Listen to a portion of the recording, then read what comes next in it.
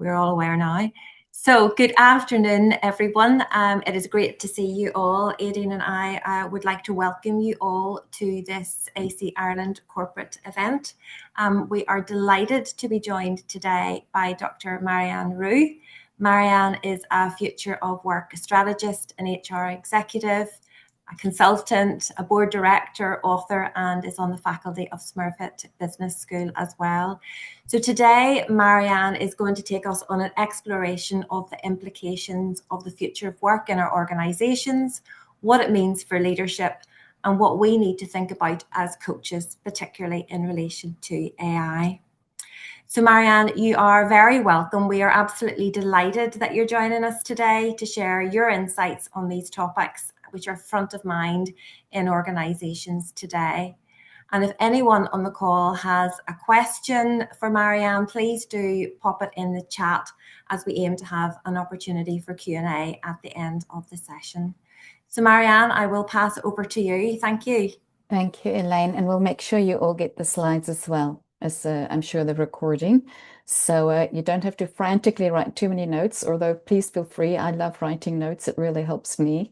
I want to just take you through a journey which I hope is not going to scare you or scar you for life, but I do think it's really important to make sense of the future of work and the change and to really act on it. And I want you to know that acting on it is exciting and interesting. It shouldn't scare you. We can all learn what is there now.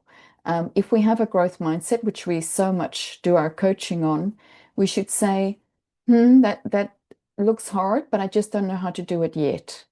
I can learn. I have done 11 AI courses, just so you know, in the last 12 months, 1-hour courses on LinkedIn Learning, absolutely spectacular courses, really easy, free. And I just try things out. I just pop on there and try things out. I speak to clients. You have to lean into discomfort and lean into change for growth to occur. And we know this. This is the work we do, but we need to take our own medicine as we do it. And I want to talk to you about the future of work first. And I want you to pop in the chat for me when you hear future of work, the statement, the future of work. What do you think about? What do you think about when you hear the future of work? What comes up for you? Could be an emotion, could be, you could say AI, or you could say lots of change, or what is it that comes up for you? AI, Anne said immediately. Uncertainty, Janice said. Yep, for sure. Those are two words I hear a lot. AI again. Yep. AI, AI, AI, AI. Agentic AI. Oh, love it, Aileen. New possibilities. That's the right answer. What will it be like for people, Lorraine, for sure? New styles of leaders. Now, absolutely. Human leadership. We're going to talk about that. AI linked leadership evolving for sure. Evolving really fast. Fast moving, Joe's saying. Absolutely. All true. And probably things you're hearing in your coaching sessions. People are probably bringing some of these things to you, new ways evolving. So, absolutely. Let me tell you what my definition is of it. And now you might have seen this, but I keep popping it up. I think what we need to understand, I've worked for 30 years, is that we had a very long first industrial revolution where people came out of manual labor into factories because of electricity. It was very long. It went on for 100 years. And so, yes, there was change, and it was massive for people to move from the countryside into a factory. It was massive for people who used to weave by hand to go into a factory and weave on machines. It was very big, but it was kind of the only big thing. And then you probably see a very big change. If, like me, I started in the work force before the internet and mobile phones. It was I kept on thinking, Lorraine, the other day, how did we get hold of each other? I can't remember how did we say, I think we said, I'm going to call you at 5 or something, and then you had to make sure you're at home to be at the fixed phone. I was trying to figure out how we made plans and how we spoke to each other. I couldn't remember. But I can tell you when that happened, that was really interesting. It changed work completely when we started to get emails and mobile phones and the internet. But it still wasn't that fast. It was still quite manageable. It took a very long time to get online to get any emails downloaded. So not a lot of people sent a lot of emails. And you couldn't send images or take photos with your camera. So there was none of that. We just had these big brick phones and we called each other on it. And you couldn't really leave voicemails. Text wasn't there. But then something big happened in 2014. And this is the period I really want you to think about. This is only 11 years ago that internet or that Industry 4.0 kicked in, 2014. This is from where we have accelerated at pace significantly with seismic changes converging with each other. So 2014 Industry 4.0 comes in, and basically what it is about is that we have a very high level of automation happening. That means a lot of slow workflows are suddenly moving fast without humans needing to enter data. We have a lot more analytics power, so a lot less humans are writing reports and pulling data. But by 2017 in Japan, people said, but that's wonderful. What are the humans going to do? So Industry 5.0 really is what you'll start to hear. It's not necessarily mentioned as 5.0, but it was coined that in Japan, the human-machine interaction or the hybrid working. Now, I know we use hybrid for how many days in the office, but it's actually called hybrid working now, when humans and machines work together to get work done. And leaders are now managing humans and machines. They're managing AI agents, they're managing humans, and that's all the talent they have and all the work is done. So really what's happened is a fundamental change to work, fundamental change to work, right? The humans are doing now, hopefully, and must do the more interesting work, the relationship type of work, where deep relationships and empathy and context is required, is what we are better at than machines. We're also much more innovative and creative, but we have to be a whole lot more innovative and creative. And we have not been able to unlock and reskill and upskill people to these new, not just skill sets, but mindsets.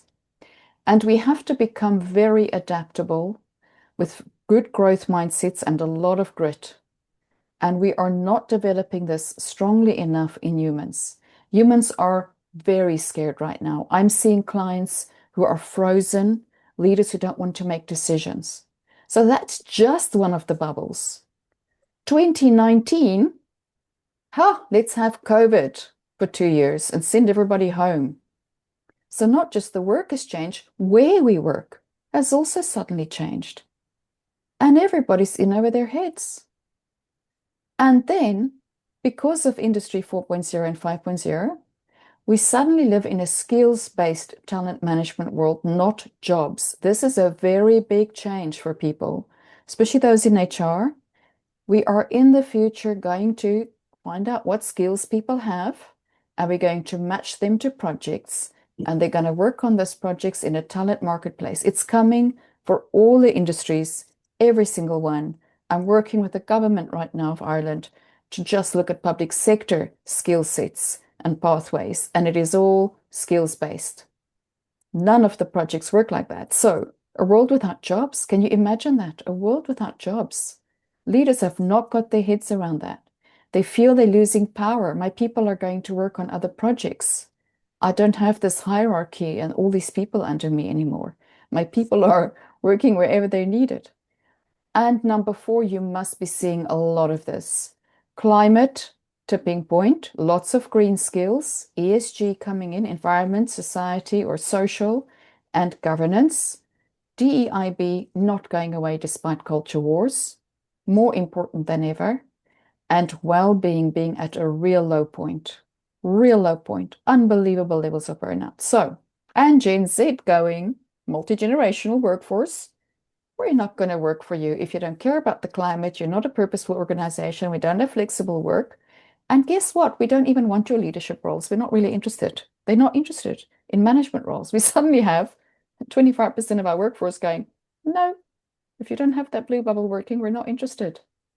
So now all of that is converging into one world.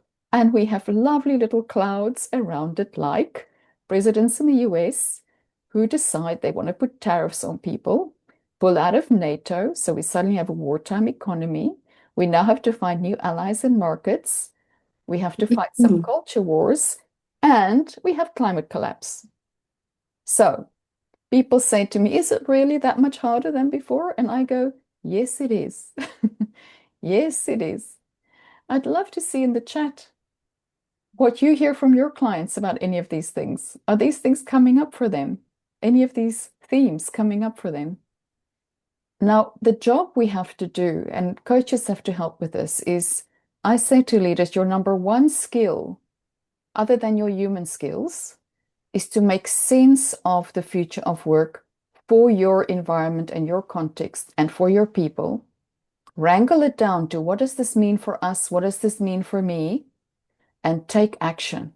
Whether it means you need to reskill or upskill yourself to stay relevant, whether it means you have to really think whether this is in your business strategy, you need to understand it.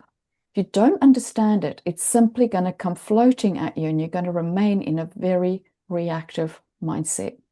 And I think something came in there on the chat. Yes, let me have a quick look. Yes, management has to be seen to change. Absolutely. And HR as well. Often they're the blockers.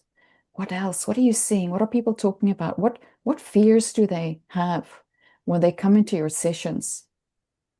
Because they haven't made sense of it. Sense making is a critical skill. The other skill is scanning the environment, reading, listening to podcasts, not freezing, not freezing.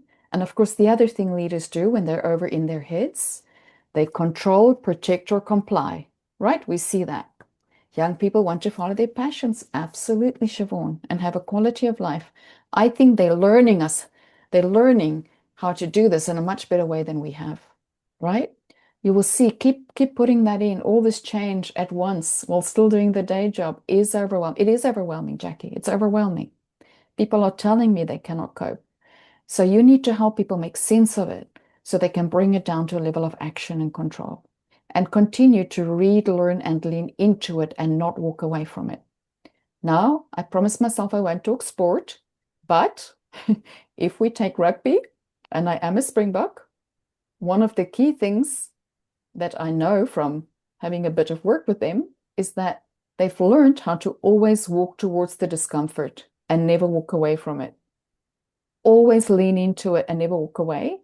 And I think that is what keeps them out of burnout, Anne, is that it's always okay, that didn't go well, that's okay, we'll learn from it, move on. Lean in, lean in, lean in, lean in. Never step away from it, right? Never center yourself and lean in. Be curious about it. So let's talk about what's happening in your world in terms of the future of work. And again, anything in the comments if you want to chat with each other. We are seeing massive rise in AI augmented coaching. Massive. Scalable tools for tracking progress of coaching, identifying performance gaps, and freeing up coaches to focus on more meaningful conversations. We're seeing it everywhere. It's not going away. You need to learn, you need to lean into this. At the same time, because humans are doing more human things, we need human-centric leadership. Put away all your other old leadership models. The command and control style has to be replaced by a coaching leadership style. So a big part of your job is to help leaders to build trust, foster innovation, and develop employee potential. You need to help leaders lean into human-centric leadership and become coaching leaders. They really need to. And a focus on EQ, massive focus on soft skills, adaptability, growth mindset, emotional intelligence, communication, relationship building are in the future critical differentiators for people. That is what people are recruiting for now because we know that 50% of all our knowledge is obsolete every 3 years. Every 3 years. This means if someone starts a degree at UCC, by the end of year three, 50% of what they've learned in year one is obsolete. So what do we teach? We teach adaptability, communication. I'm currently working with master's and PhD students in Australia that are studying translation. Can you imagine? Translation. AI is translating everything. So what do they do then? So we've had long conversations. What do you do if AI is doing the translation? Well, the answer is easy. You are the one that brings the context, the culture, and understands why this translation is occurring and how this translation is going to be used. So for you, it's not so much anymore about the technical translation. You are checking it for quality and correctness, but it's about how you work with the end outcome, the purpose of the translation, the context within which it occurs, and the messaging itself and the impact that has. It's a very different master's and PhD than what somebody would have done even 5 years ago. There's an emphasis on well-being, right? Coaching will play a massive role in supporting employee well-being and mental health and stress and detachment, especially when we are trying to retain generations like Gen Z. And finally, we need to adapt to hybrid and remote work. So we need to coach leaders on the challenges of hybrid and remote teams. How do they create connection, guidance, and support, regardless of location? They're struggling so much with this. Every cohort of leaders I'm working with tell me they struggle with this. They don't know how to connect, guide, and support when everybody's in various locations. Coaching is being democratized, and this makes it hard for us because people can now access digital platforms, apps, and AI-powered resources. And many of them do. They say to me, Marianne, I had a difficult conversation yesterday. So that Experience Cube tool you used, I put that in AI and I said, here's my conversation and use this tool. And it gave me a wonderful outcome, which I used and it worked really well. And I don't mind if they do that. I don't. They come back and discuss more complex things with me when they meet with me. So I'm okay with that if they see every day they've got some tools and they're working with that. Upskilling and reskilling, coaching alongside upskilling programs will be vital for people to adapt to this new work environment. So there's a lot going on in coaching itself. Again, I'm not convinced that we have necessarily updated the coaching training to show this. I don't know what you think. It's a bit like I find often the degrees and the professional development associations are a little bit behind the curve. They want to keep things quite pure academically or quite pure from a theory point of view. But I think we have to be very pragmatic with this. And Jackie, you're saying critical thinking is so key. I agree with you 100%. And in fact, one of the best courses I did on LinkedIn Learning was critical thinking and AI. It was a fantastic course. Critical thinking and AI and strategy and AI. You can go look it up on the LinkedIn Learning site. Um, Now, which of these have you started working with? Let me see. What trends are resonating with your context? Are you seeing AI augmented coaching in the chat? Are you seeing more human-centric leadership? Are you seeing this focus on EQ or this emphasis on well-being? Type that in there for us. Are you seeing any of this in your workplace? AI augmented coaching, human-centric leadership, focus on EQ, emphasis on well-being, or focus on how to lead in hybrid remote.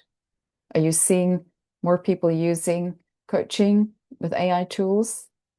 And are you seeing coaching skills being more important and driven now? Let me see. Emphasis on well-being, and fantastic. Tell us more. Just unmute yourself there for a moment. What are you seeing? A lot more emphasis on sort of well-being as a central issue rather than an add-on, that it's very much becoming more of a realistic attempt at embedding a well-being culture within the workplace for Yeah, everyone, for all levels. yeah, for sure. And that means we need to get really good at this as well, right? Let me hear. Anybody else? Anybody using AI augmented tools? Margaret is seeing well-being of self and supporting team is very topical. Pop up your hand if you're using AI augmented tools. Love to hear from you. Anybody, pop up your hand. Or maybe you've trained yourself up in some tools. Talk to us about that. Or is this something that is very new for people? You can pop that in the chat as well and how you feel about it. You can also tell us that. Okay, Jackie, tell us more about your AI assistant. In our new LMS, we have an AI assistant. It's still in the base, it's still basic, but it is learning and it's getting better. So also we have co-pilot licenses. So using these licenses, you can ask it to have a conversation with you if you want to go and sell something to a client, or if you want to have a difficult conversation, you can give it a persona and actually practice with it. And, so it takes a little bit of time initially to do that, but it's making a difference and will continue to make a difference. It is amazing, isn't it? I love it Yeah. so much. I've Yeah. just written a novel, Jackie, and AI helped me so much. I wrote the story, but I would say it's 795. I'm a historical fiction writer. I'm in this area. Can you give me a typical Celtic family? Right? And it would go boom, boom, boom, boom, boom, boom, boom. Right? And how did they live and what would their houses have looked like? I'm still writing it, but it's doing all this thinking with me. And then it goes, oh, we could add this to the plot or that to the plot. And I'm like, oh, that's a great idea. It thinks with you, doesn't it? Yes, you collaborate with it rather than using it like a Google. Yeah. Yes. Mm. Okay, Lorraine, new to me, but a coaching super told us he trialed an AI tool for one of his master students. And what happened, Lorraine, with that? Was it useful?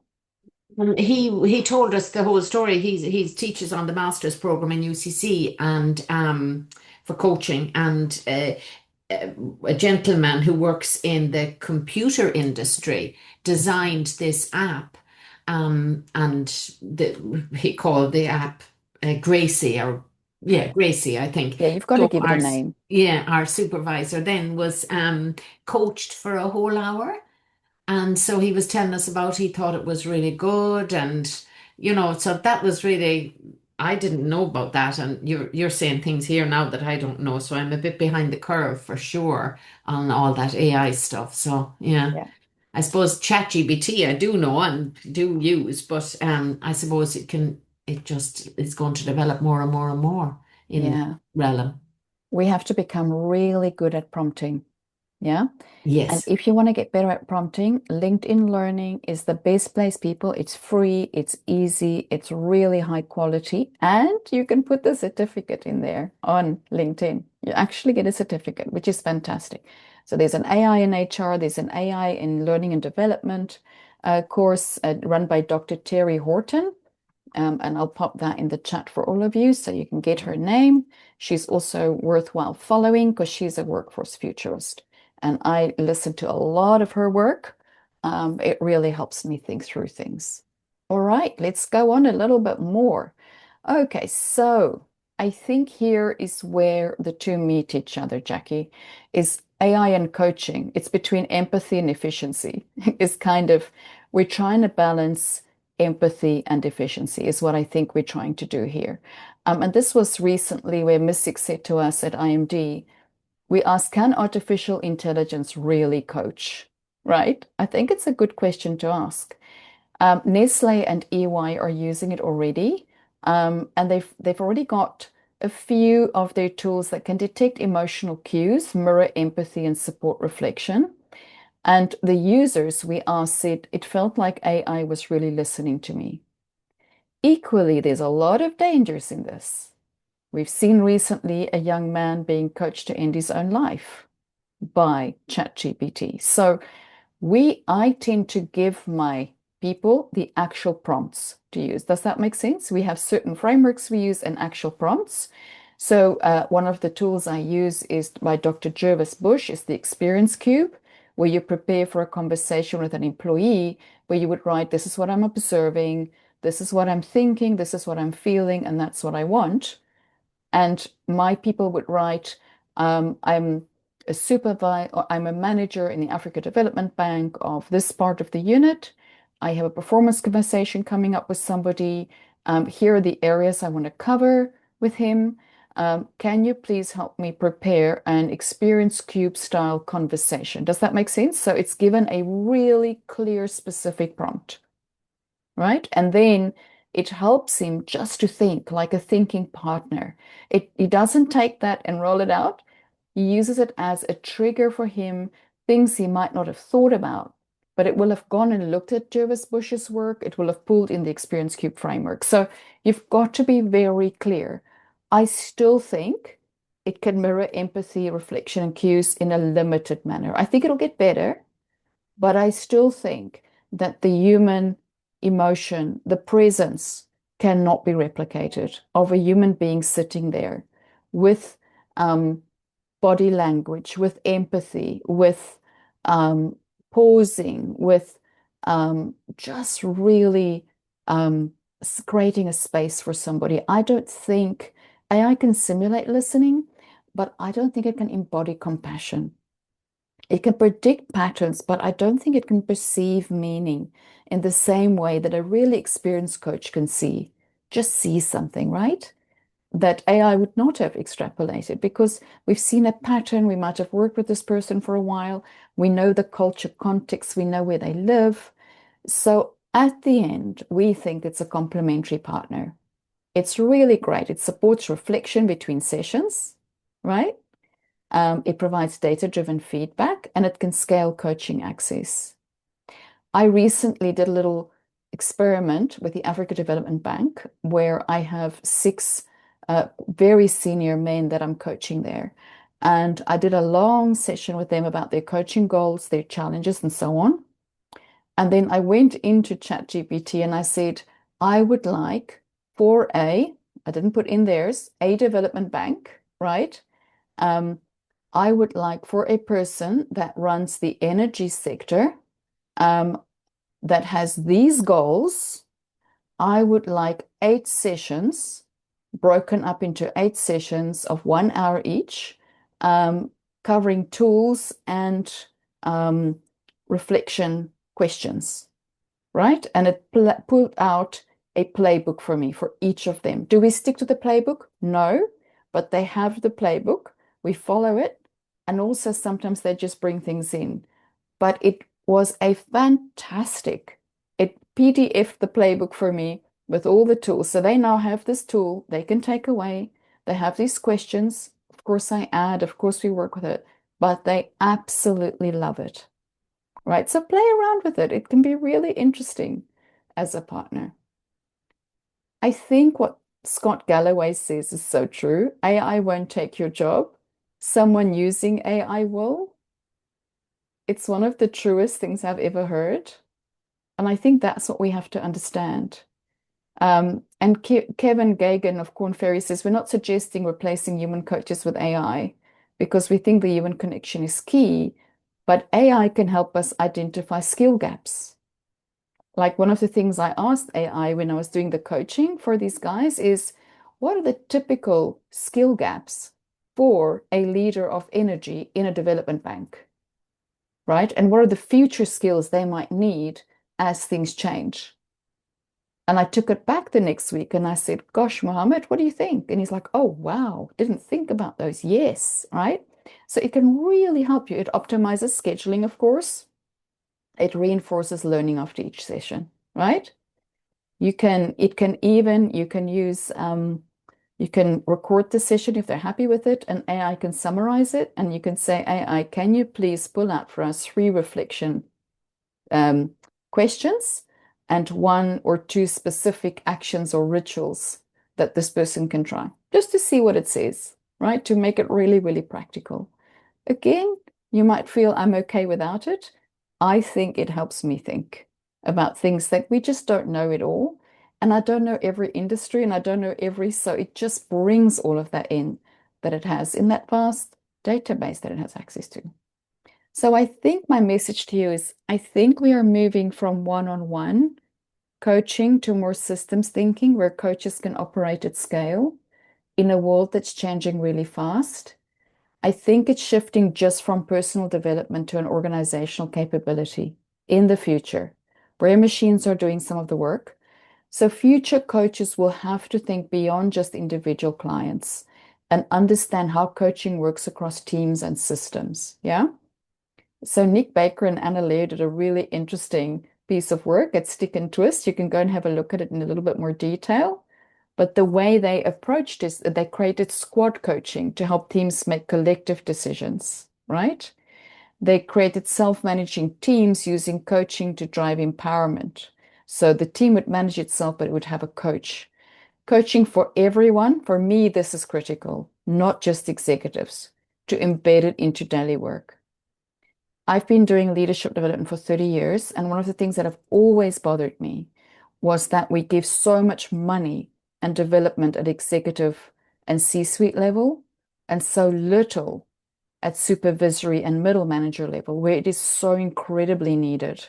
And maybe even to individual employees that just maybe need some of that well-being coaching, some of that, growth mindset coaching, whatever it is that will help them to cope with a world that is scary. So I think that is interesting just to think about. DBS is one of the banks we work with in Singapore. And so they work with Marshall Goldsmith, that all of you probably know, the very famous coach. If you don't, good to follow him on LinkedIn. But they work with him to democratize career guidance across the bank's workforce. And I think that's really important. You want to have coaching accessible at scale. So they developed iCoach. So go and have a look at that. But really, I think as the world continues to evolve and we go to skills, not jobs in the future, and talent marketplaces, helping people to build career and skills resilience is more important than ever. And where can they get that kind of coaching if they don't have access to an individual coach? We need to help people to have access to coaching at scale. So I'm going to move on just to the next piece. And please start to pop your questions in the chat. I'd love to hear from you. How do you make this a reality? So a lot of chief human resource officers or chief people officers say to me, how do I make this a reality? I really think you need to have a coaching strategy and not an arbitrary coaching, scattered coaching approach. Yeah. I think that you need a tiered and blended model for AI and human coaching. So I think establish criteria for when it's fine to have an AI coach and when you need a human coach, or when something needs to be escalated to a human coach, right? It's really important when AI cannot offer further complexity or empathy or compassion, that there's some kind of trigger, whether it's emotional distress or a critical career decision, where in the AI model or in the agent, there is an escalation point, a natural escalation point to a human. I'm going to pause because I think this is really important. Does that make sense? It's responsible AI use. There must be an escalation point to a human coach. Yeah? I think there's somebody just popped something in the chat there for me. Let me see. Okay. Edine, I'm curious about the ethics of recording coaching sessions and generating transcripts. Look, I think that if there is I don't know about you, I record on paper my coaching conversation. Yes, does anybody else do that? I record the conversation. Yeah. So for me, if it's in a safe place where nobody can see it and it's just between me and the coachee, I don't see a challenge with that, as long as I have the permission from the person I'm coaching. So let me hear other people's views. Just pop up your hand. Let me hear what you think. I'm already recording it on paper. What do people think of that question? Yes, Jackie. I think it's a really difficult question because when you record something on paper and you have it in your hand, you have huge control over this. You do not have control of what's in the system. And I've started to notice as I go on a Teams call, it's actually transcribing what I'm saying. Yeah. And so I think that it could inhibit the client in opening up in a way if they think it's been transcribed and could end up in somebody's system somewhere. And I think that is, if that could be solved, it would be a good idea. But I still have a concern about that. Yeah, everything is being transcribed. I've noticed as well. We have a rule now. I'm working with the IPA, and we have a rule now that nothing. Interesting enough, we shut down all our transcription tools and we work with them, but now they switched on their transcription tool to record all our meetings. You almost can't get away from it in meetings at the moment anymore. It's almost used now and then summarized, and it's all sent to people as agenda items and action items. I think if we can secure it, so that only you and the person has access to it, I think it can help hugely, hugely, because you're trying to listen and be there and be compassionate and transcribe, and you then have to think about it. But I would say only do it with people who are ready to do it and who want to give you permission to do it. If people are not comfortable with it, don't do it. So, but I would say start trying it out, but put it in a safe spot where it is ring fenced. Now, your IT can do that, Jackie. Your IT can ring fence the access to it, and it must do that for you. So, but if someone's not ready, don't do it. Don't throw them in there and say, this is the way we're coaching now. But for me, I have a lot of very young people that I coach in the banks in Africa that are very, very talented and very comfortable, and they have no problem with me using it. They're so excited about it. So it depends, I think, who you're working with as well. Janice, love to hear your thoughts. Yeah, similar to that actually, Marianne. I think it does depend who you're coaching. So we have an internal coaching panel in KPMG, and I think if we were to start recording what, it would make life so much easier as a coach because you're just so much more present than trying to take some notes. From an internal perspective, I can imagine resistance. Yeah. Yet if I on a personal level was coaching somebody outside of KPMG, potentially they would be more open to that. So I think Yeah. it really does depend. You don't want to damage the kind of psychological safety that's there, I guess. Absolutely. And it depends what roles you play, Janice. Like if you're also in HR and do get performance management, people are not going to be happy if you record Yeah. the coaching conversation. But if you're a completely independent coach, like me in Africa Development Bank, right?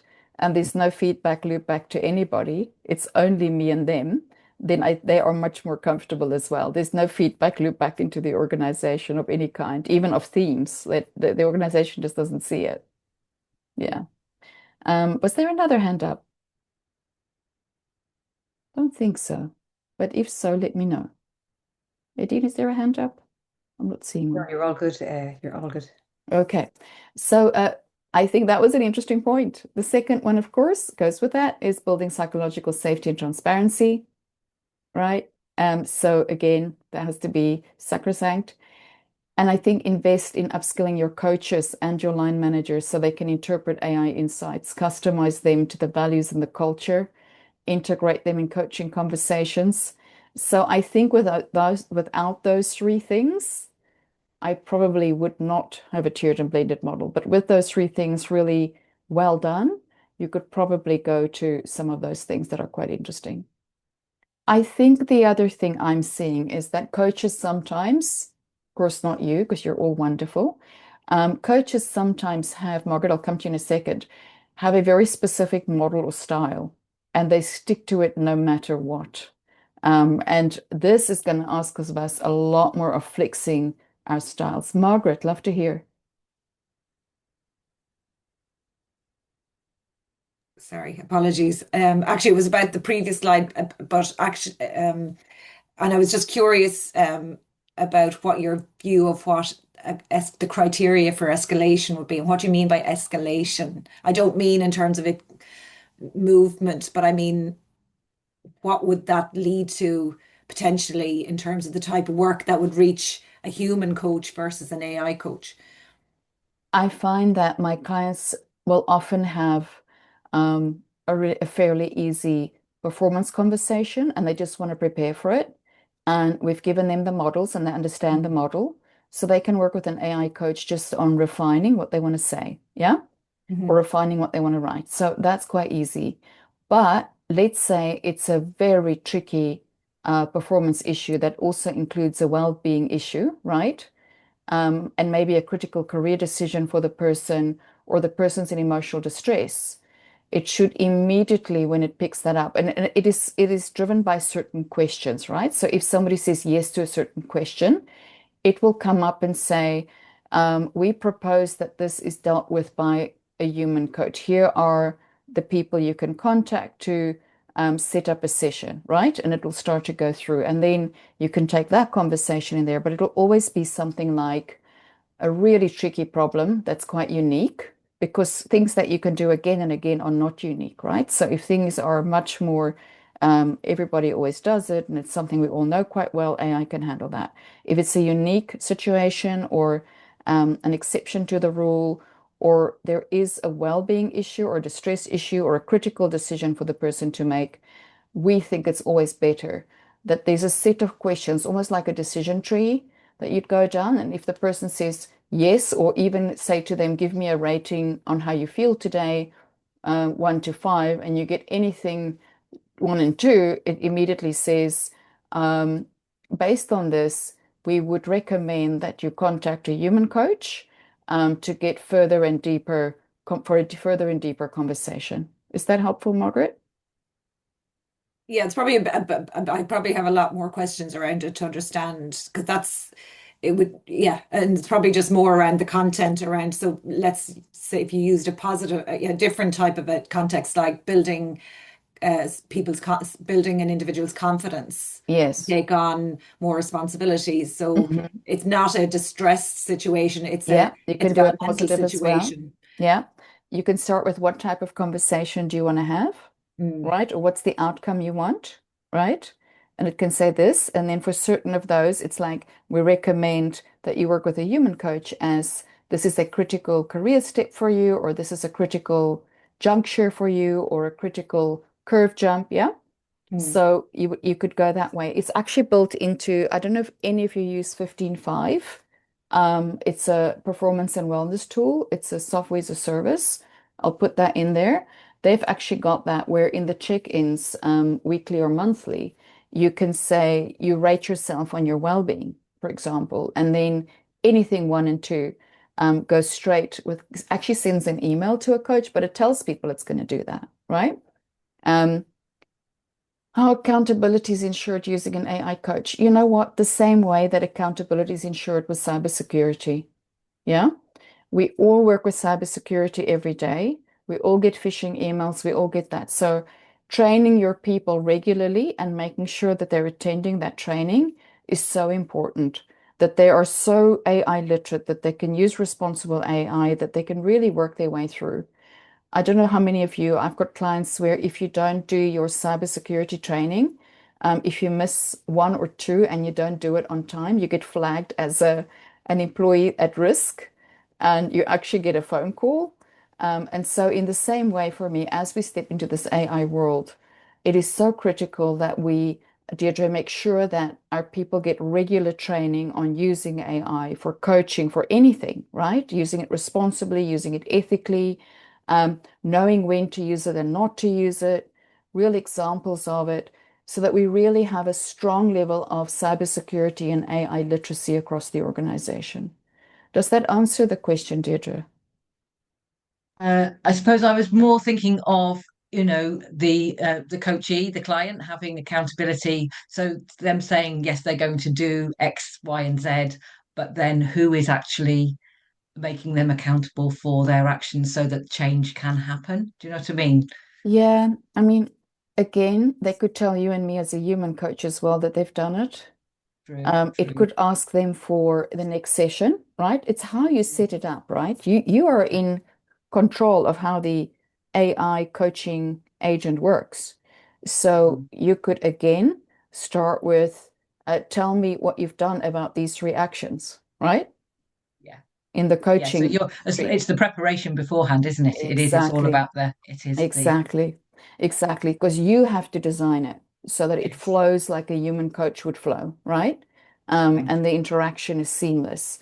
But they can't continue if they haven't given real example of in the last week where they've had a conversation like that, and then follow-on questions. What do you struggle with, right?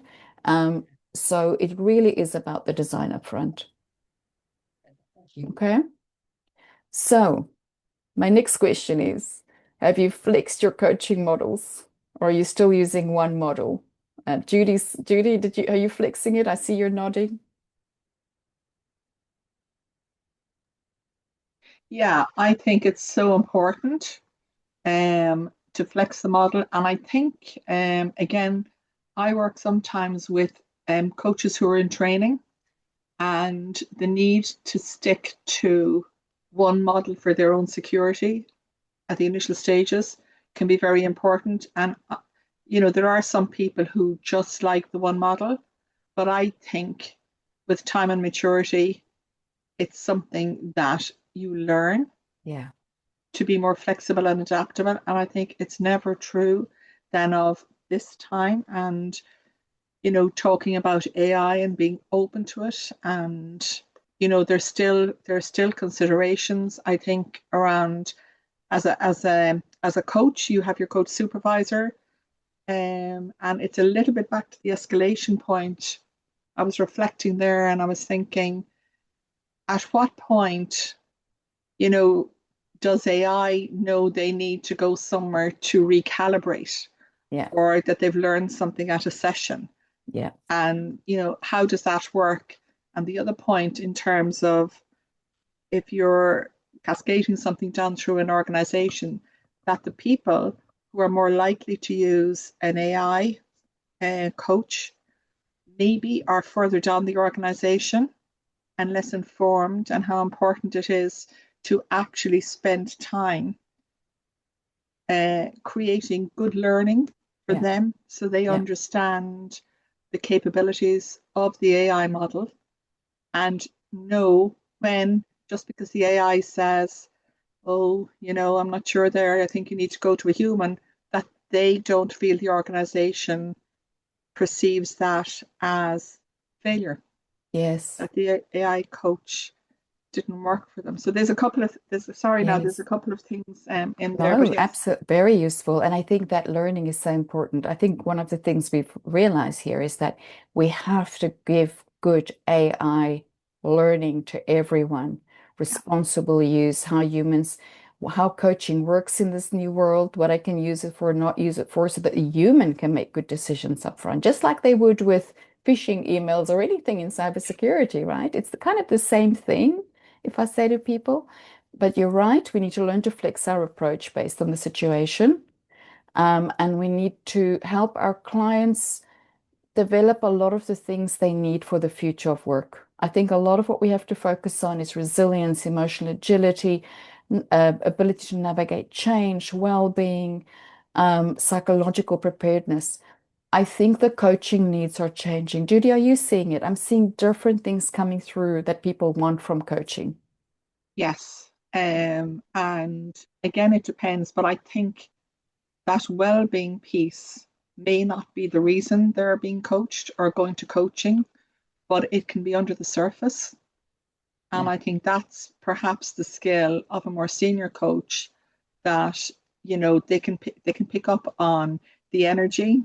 Yeah. They can pick up on something even prior to the session. Maybe there's something that just comes into your head before the session, and at the session it might be something actually that relates to the client.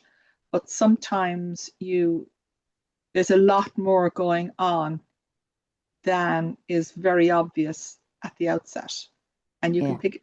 pick it up in one or two sessions. But Absolutely.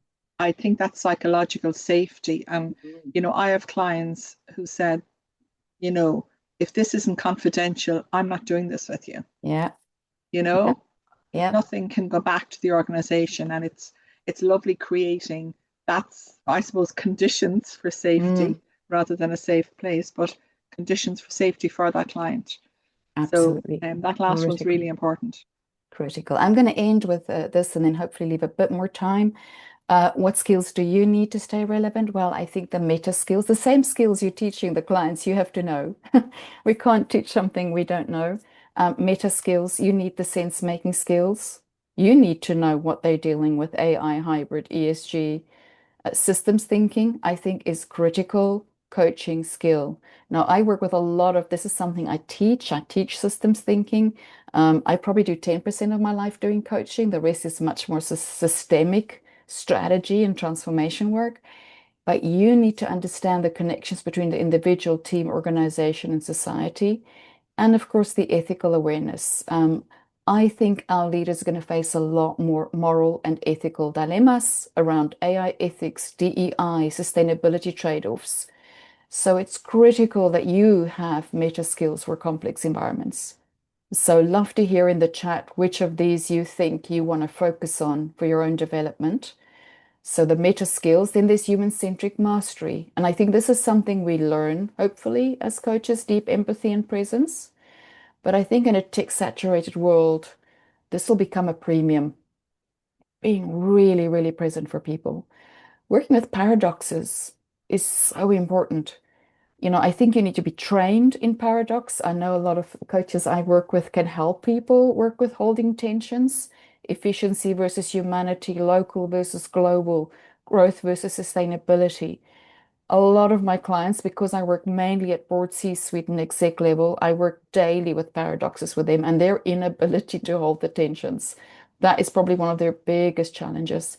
The cultural agility is also incredibly important. I'm teaching a lot at the moment on the culture map, Erin Meyer. I'm helping my clients. I've got clients at the development bank who are leading teams of 5 from every different nationality. German, French, Moroccan, Botswanan. We need to understand those differences. We need to use tools like the culture map by Erin Meyer from INSEAD to help them. So again, what do you need to skill yourself up on in the chat? Is it around sense making? Is it around systems thinking? Is it ethical awareness? The tool I use for ethical awareness is the Ethical Triangle by the US Army. It's an incredible tool if that's something that helps your clients. Then the empathy and presence, the working with paradoxes, cultural agility. Love to see where do you need to challenge yourself, and you need to challenge yourself on technical and reflective literacies. AI literacy, not coding, but you need to know what AI can and cannot do in leadership and coaching contexts. You need to do data-informed coaching. I do believe that, it is important when you're setting goals with people, if you do have well-being data and 360 feedback, that you do use some data and self-renewal practices for your own resilience and well-being because of the intensifying demands on you. So again, where are your gaps? AI literacy, data-informed coaching, self-renewal. So in the chat, the future coach is resilient, is adaptive. Let's see what you're saying there in the chat. Cultural. Yeah, Judy, perfect. Jackie's also saying that. I'm just going to put that in there for you. Great tool, the culture map, the book by Erin Meyer. I'm working a lot with Invest Northern Ireland at the moment, teaching this across businesses in Northern Ireland that are expanding into Saudi, Southeast Asian markets. We really teach this. Even the trade advisors are working with me on this. It's 8 components of communication, feedback, and so on different cultures, really worth looking at. So I've got cultural intelligence. What else are people thinking? What other gaps?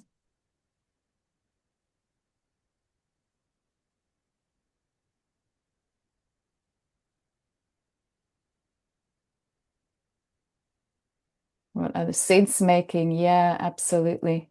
Sense making really important. Again, great work by Ancona. She does amazing work. Deborah Ancona, sense making skills. I teach this in my senior leadership programs. Making sense of things. Yep. Sense making. Yep. Complex problem solving. Really understanding adaptive problems. Beautiful. Thanks, Neve. Hope you're well, Neve. Nice to see you here. All right. Sense making, focus and presence. Yeah. Yeah, gosh. And so important. So important. I was working today with one of my coaches, and we're working on Deep Work by Cal Newport, so that he can really learn how to defend deep work in his life. Indistractability by Nir Eyal, how to become indistractable. So a lot there. Yep. Communication. Yep. Great things. So I'm going to stop there and see if there are any other questions, and maybe key insights that you have.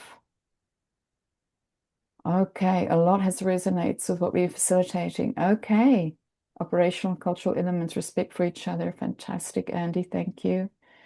Lorraine, yep. Go to LinkedIn Learning and just have a wonderful look at what they have there. There is so much on AI.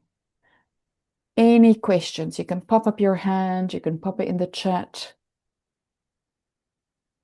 So just to say thank you for that session. I've been at a number of future of work and sessions on AI over the past while, and to be honest, this seems a lot more grounded and practical, has pulled lots of key themes together, but in a digestible way, you know. And yeah, I would say all of it. You know, the culture map for anybody, it's a super book, and I've actually some of my more senior clients, I've used it with the clients to help them understand global teams. Absolutely. Oh, Yeah, Judy, that super was book. music to my ears. I'm really glad that was helpful. Marianne, Lots of new stuff. Yes, we unfortunately need to draw to a close as I'm conscious time is drifting on. But I'd absolutely. like to say a huge, huge thank you to you for taking your time to do this with us today. I'd like to, if you don't mind, just share a few upcoming events that we have for corporate members. For those who aren't aware, tomorrow there's an international corporate roundtable around designing, embedding, and measuring coaching impact. And one of AC Ireland's members, Karen Jameson from PwC, is going to be on a panel for that. On the 7th of January, which is relevant for both internal coaches and external coaches, we have a session on envisioning your coaching practice for 2026. And there's a number of other events coming up here, including a leader coach roundtable on the 11th of March. Co-coaching is going to relaunch in Dublin in February, and that'll be held in PwC, which we're very grateful for. And as always, in Belfast and Cork, they're hosted by Queen's and by UCC. So again, we're very grateful for that. So thanks everybody for your time today, and thank you so much, Marianne. Really appreciate it. It's a pleasure. Thank you so Everybody. much for having me.